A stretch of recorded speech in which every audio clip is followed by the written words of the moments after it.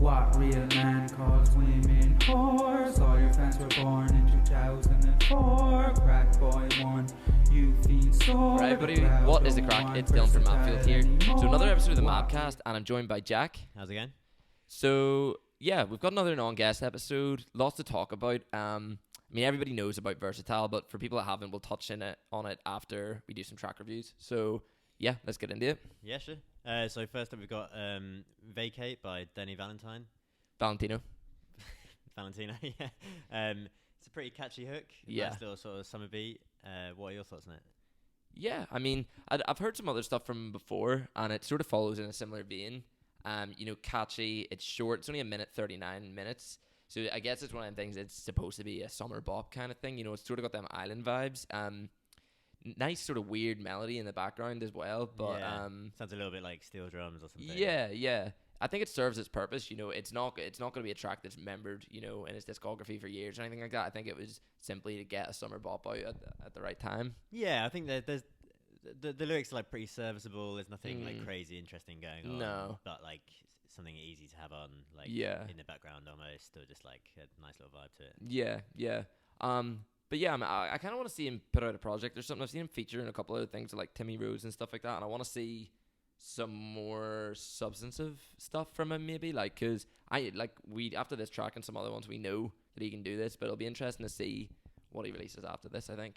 Yeah, well, yeah, maybe a little bit more focused, like, obviously, like, a bit more length to the song, maybe, and then come out with something, like, a little bit more interesting, I guess. Yeah, but I guess what we talked about in the previous episode about, like, singles and albums and, like, the length of singles getting shorter and shorter and getting into that hook earlier and earlier to grab people's attention to get the plays on Spotify, you know, it sort of fits that criteria, and I guess it's a smart move. Yeah, you could say so, yeah. Next one comes from Nuisance, the I don't know. I always forget how many members are actually in them, but we seen them at the district launch party in the Workman's Club, and they were sick. Yeah. I think there's about like 6 or so of them. Yeah. But they had a really good energy there, like a nice little camaraderie between them all. All quite different, especially on this track. Like, it's about 4 minutes long. But I think they keep it interesting enough because they all switch it up. They've all got quite different flows. Like a lot of them are a bit slower or faster than the others. Some really nice rhymes and like little double entendres in there as well. I think like the beat it reminds me of like some old school Reggie Snow or something. Like I can totally imagine him and like Loyal Corner going over that. And yeah, there's like some lovely like sparkling keys in the background, and yeah, some nice wee bits of wordplay and stuff throughout to keep it interesting, keep it engaging. Yeah, definitely like the weeping like willow trees, or like a few other things. I think even switching between languages, like just briefly between Spanish and English, like it was a nice touch. Yeah, I think it's definitely something that we'll probably be playing outside of the podcast for a few weeks at least. I think it's one of them things as well for me, like it seems like they're starting to come into their own a bit, because I think it's their best track to date, you know, as a group. You know, they've had some individual outgoings, you know, they've had their own projects, a couple of them, but I think this like felt very cohesive for having a lot of people on it. Yeah, it doesn't ever feel like any of them overstay their welcome or are sort of lacking, and compared to the others, it's like a really nice tight package song. Yeah. So top track for them. So that was PRT Love from Nuisance. Check it out on Spotify. Dropped it just a couple of days ago. Excited to see what they come out with. Definitely. So yeah, keep your eyes peeled for that. Next one comes from straight out of Belfast, actually. Nostalgic. So member of Next Gen.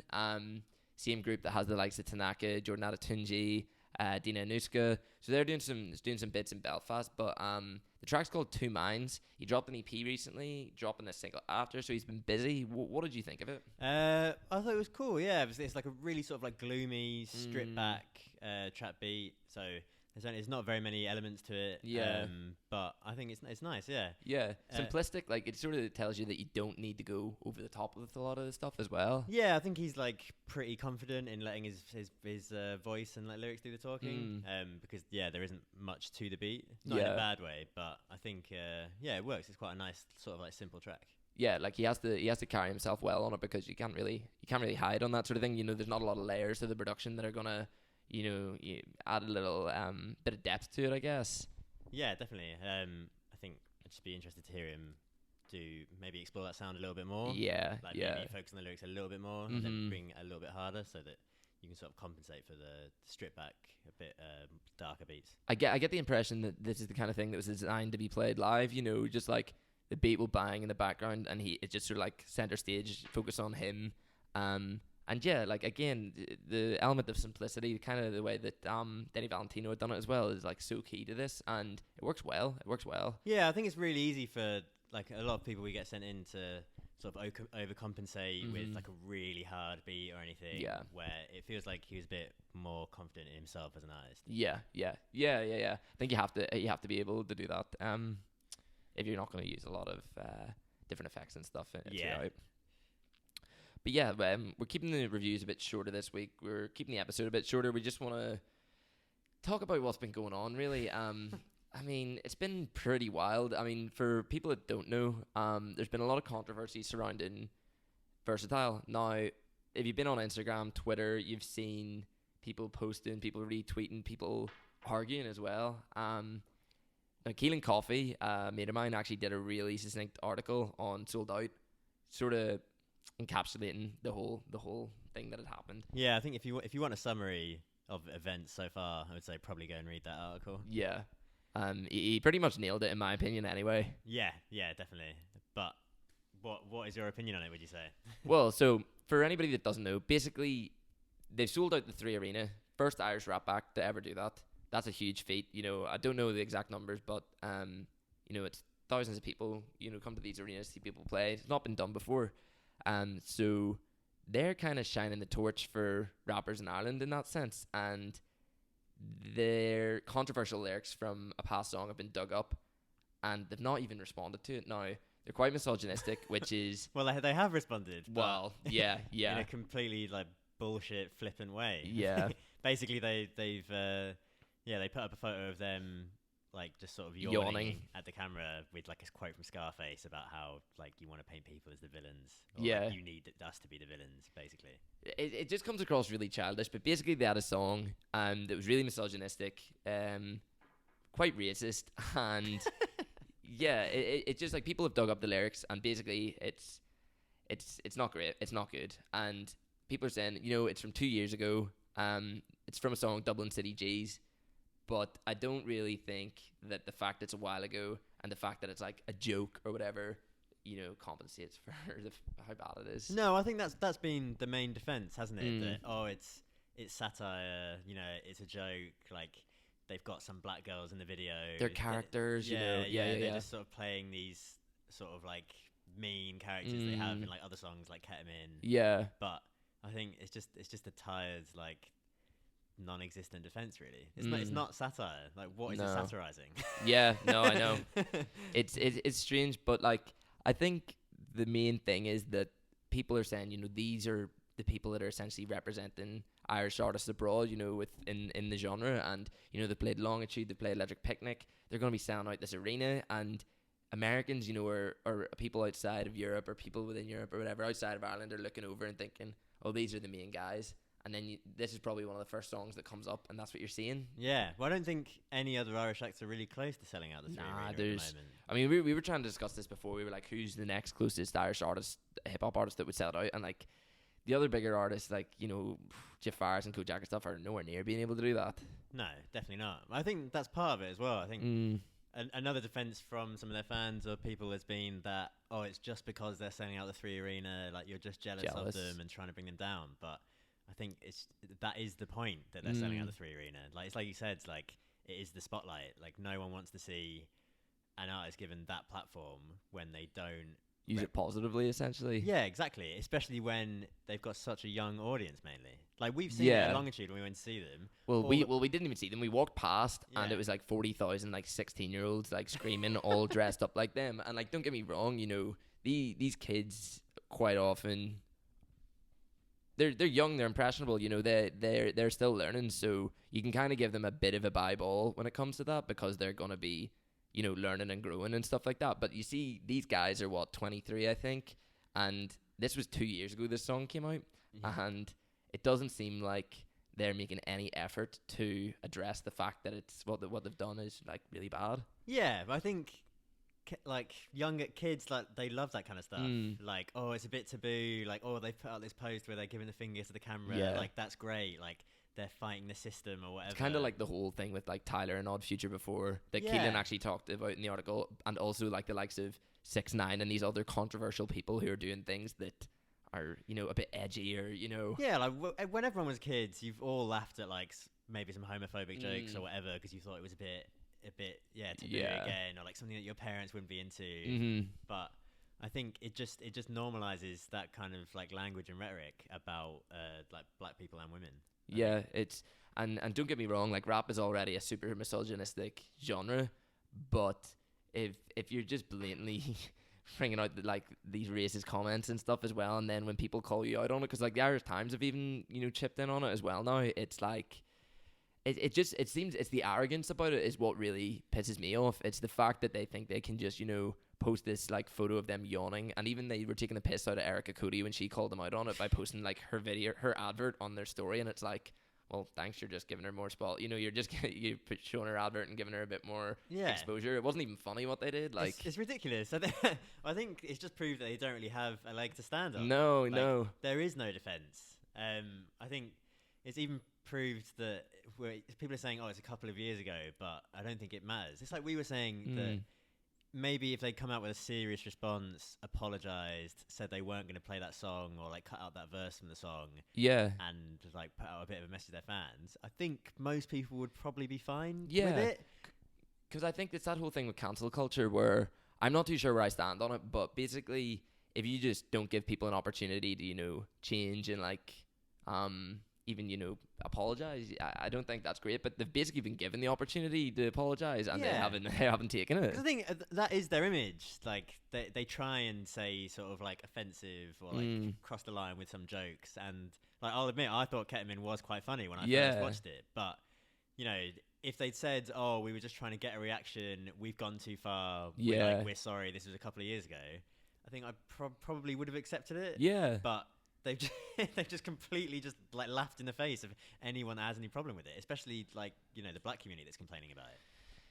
Yeah, it just reeks of arrogance, and like even the fact someone had pointed out that one of them is like privately school educated, and they're you know you can have characters in music and stuff like that, but it's the fact that they're like they're basically embodying all the worst like personality traits and characteristics of people. Do you know what I mean? Yeah, definitely. I think there's even if you say it was 2 years ago, there's the photo of them in blackface. Oh fuck, I forgot to mention that like it was, they were like, when people were defending them saying it was a joke, and then this comes out after, and that was actually, didn't you say that that photo was actually, I think it's like 2 or 3 months after. After the song was released. So there's like you said, there's like no leg to stand on with that. Plus like it's just the defense, it's a joke. Like nothing is just a joke. No, like especially with that kind of, and I've seen some people saying, "Oh, it's all right." Like they're saying, like black guys have like massive dicks and stuff, which is fine because that's a good trait. But it just completely disregards like history, basically. Like, you know, black guys and girls get fetishized way more than white people, and like it's not just automatically a good thing for them to be like great at sex and stuff. Yeah, and you're sort of like applying a stereotype and not giving any wiggle room for the fact that people are different and people, you know, aren't the same. And we brought up the example earlier when we were talking about like Romelu Lukaku when he's playing for United. There's a song that was basically talking about the same thing, and he came out and said, you know, don't do this. Like I don't want to hear this, and people just seem to disregard people's feelings essentially, and like think, oh no, but I'm saying this about you, it's a positive thing, like I can say what I want, and that's just not how things go. Like, yeah, because I think people like really struggle to accept that they've enjoyed something that can be seen as racist, like just like especially with these like their young audience. Like I don't think every single young person that listens to Versatile is a racist. No, definitely not. Obviously not. But I think people find it really hard to get over that hurdle that they've enjoyed something that could have possibly offended someone. Yeah, and it's like people were actually, you know, you can change your mind, and you can like, you know, you can apologize, you can say something differently and think differently and be like, oh well, before I thought this, but now I realize, you know, that's wrong. And it's kind of like people saying, oh well, you're only bringing it up now because they're selling out the 3 Arena, and like most people weren't aware of the racist lyrics before, but now they're aware and they're calling it out. It's like, well, that's fine. You know, when you become aware of something, then that's when you address it. Like, yeah, well, yeah, exactly. This is why it's come to light, because they're doing the most high-profile hip-hop gig ever in Ireland, probably for an Irish act. yeah. I think just because I've seen other artists criticizing them, like Nilo and Erica Cody. Yeah. Like, just because they're smaller artists and have smaller fan bases and couldn't sell out the 3 Arena doesn't mean that they're criticizing them just purely out of jealousy. Exactly. And it's like that, like you were saying, it's just such a shit argument to put everything down to jealousy. Like, oh no, it's just because you're jealous. Oh no, it's just because you can't do what I'm doing. Like, and that's the issue. Like, I think it was Daffy from Tabby Rex brought it up, and he was saying, you know, you have such a great platform, and I want to root for you guys. Like, yous are doing things that some of us artists can only dream of, but you're just going about it the wrong way. You know, like. But I think it just proves that, the defense just doesn't really exist. Like, it's all these whataboutisms and like how about this? Like, this was ages ago. Like, I think even the people that like them, like, realistically know deep down that it is wrong. Yeah. I don't think there is an argument really. And it's funny because it's really caused a stir, and you know, it's been one of the most. I've seen Irish Twitter sort of been going at stuff for a while. Everybody's been getting involved in it. I've even seen Crackboy Mental released a response to it that was pretty fucking funny. And there's another group, name doesn't come to me now, but that released a track, and it's good to see though, like, people sort of come together to respond to it rather than just individuals, you know, like making wee one-off comments and stuff. Yeah, I guess that is, a positive that can be taken from it. Yeah. Even though it is a lot of bad negative attention that's happened, probably has put a lot of people onto the scene or getting more interested in Irish hip hop purely because... It's not the way you want it to happen. Like, no, of course, but you could take that from it, I guess. It's a strange one. It's you just think that more controversial stuff like this can potentially happen if they're not going to address it as well. Well, I don't think this is the end of it. No.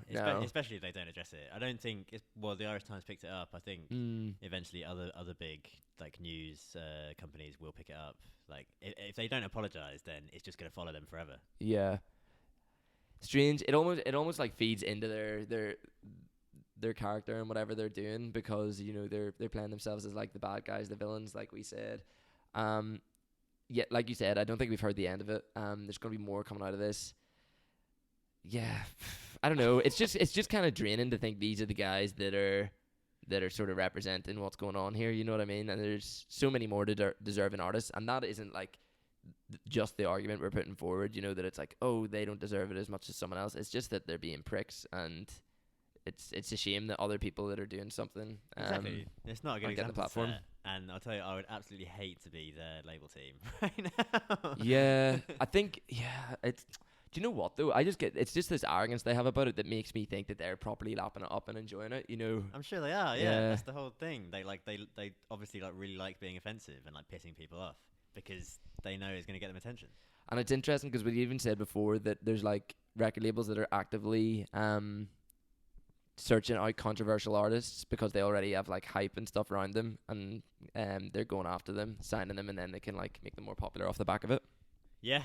Yeah, it's like we said, it's not finished yet. There's going to be more that happen like this. I just hope other people don't follow in their footsteps and what they're doing and try to emulate what they're doing because they see that it gets them attention. Yeah, you would hope not. I think inevitably it probably will. I'm sure some people will, but it would be fucking stupid. Yeah. Like, to associate yourself with that much negativity. Yeah, I think we can pretty much leave it there. Like, we didn't want to speak on it too long. I feel like most things have already been said. Yeah. But I just think it was important as a podcast that focused on Irish hip hop, but we couldn't really go without touching on this. Yeah, I think we feel like quite strongly about it, and we just wanted to like get our point across and let people know where we stand on it. Yeah. Yeah, I feel like I would have given them a bit more leeway if they'd apologise, but as of now, the Mabfield official response to it is fuck Versatile, I think. Yeah. I completely agree. Fuck Versatile. Yeah, so cheers for tuning in, everybody. Subscribe if you haven't done already. Follow us on Spotify. Don't forget to like the video and comment below what you think of it. I do want to see a bit of discussion about this. Hopefully people hold them to account, and yeah, we'll be back for another podcast next Sunday. Yeah, hopefully first guest episode in the new place. So yeah, can't quite reveal who it is yet, but yeah, it'll be a good one. Yeah. So keep your eyes peeled. It's been Dylan. Yeah, and Jack. Peace.